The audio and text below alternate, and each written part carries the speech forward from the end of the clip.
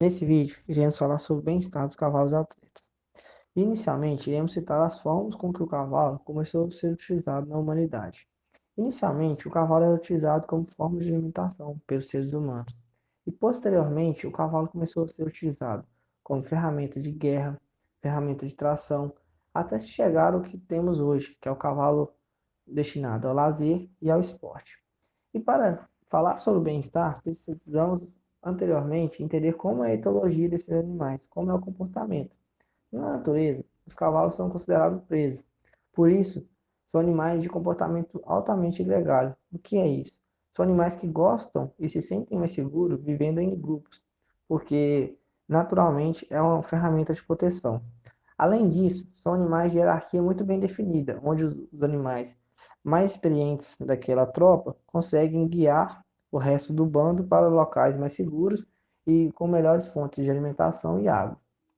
Quando falamos de cavalos atletas, geralmente temos animais do sistema de criação intensivo, que são sistemas de criação onde se utilizam baias, que é um grande entrave na equicultura. Por quê? Você muda totalmente o comportamento natural daquele animal. Naturalmente, o cavalo iria andar horas e horas no dia.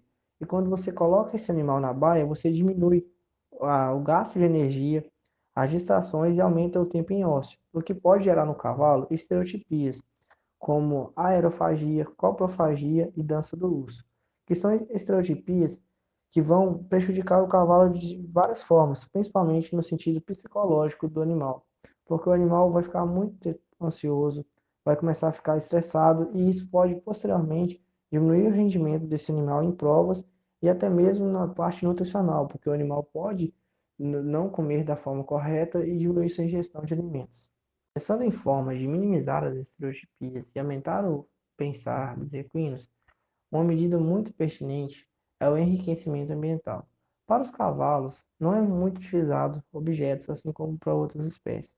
A maior forma e mais eficaz de enriquecimento ambiental para o cavalo é o enriquecimento ambiental social, que é quando damos para o cavalo a oportunidade de conviver com outros animais da mesma espécie, principalmente em questões das baias, onde as baias têm esse contato visual, onde o animal passa parte do seu tempo interagindo com outros animais. Outra medida muito importante é soltar os animais que são embaiados em piquetes. Porque quando você solta esses animais em piquete, você pode proporcionar a esse animal algo que seria um pouco mais próximo da sua vida na natureza. Porque ele vai ter a possibilidade de correr, a possibilidade de brincar, principalmente se estiver com outros animais no mesmo piquete.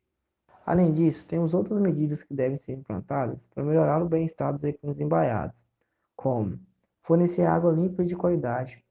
Principalmente nas baias, os bebedouros devem ser limpos todos os dias. Além disso, também devemos limpar as camas todos os dias, retirando a umidade e a matéria orgânica, pois isso pode causar algumas doenças nos cascos dos cavalos. Por quê? Quando colocamos esses animais em baias, não damos a opção para esse animal escolher onde ele quer ficar, como ele faria na natureza. Então, devemos proporcionar a ele um ambiente mais limpo possível e com a melhor qualidade de água e de alimentação. Outro ponto muito importante são os cuidados veterinários, em especial os cuidados odontológicos. Por quê? Quando embaiamos esse animal, não damos ele a opção do desgaste natural do dente, como ele faria se estivesse solto na natureza.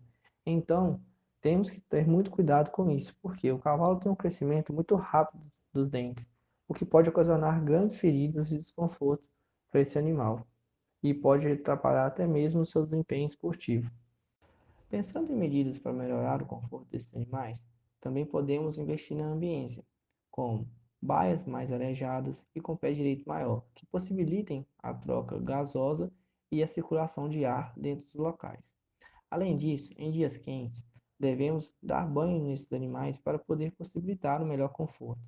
E em dias frios, utilizar capas de proteção térmica que vai aumentar a temperatura desse animal e um melhor conforto térmico.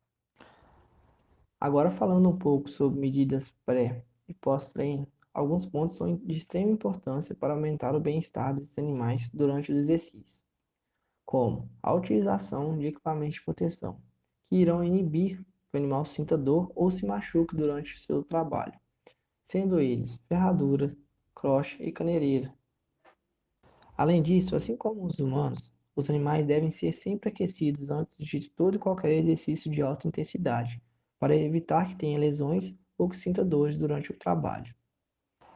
Após provas de alta performance ou exercícios de alto desempenho, é indicado que sempre utilize, nesses animais, pomadas relaxantes e ligas de algodão para descanso, para ajudar esse animal na recuperação pós-exercício.